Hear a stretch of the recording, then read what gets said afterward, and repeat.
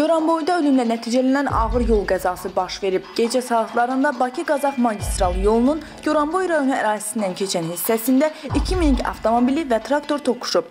Gəncə istiqamətində hərəkət edən VAZ 2106 markalı avtomobilin sürücüsü 55 yaşlı Gürcüstan vətəndaşı Cavanşir Çavuş ötmə əməliyyatı həyata keçirərkən eyni istiqamətdə hərəkətdə olan 34 yaşlı Gəncə sakini Anar Hümbətovun idarə etdiyi Subaru markalı minik avtomobilinə və 46 yaşlı Göygöl rayon sakini Ayaz Həsənovun idarə etdiyi traktora çırpılıb.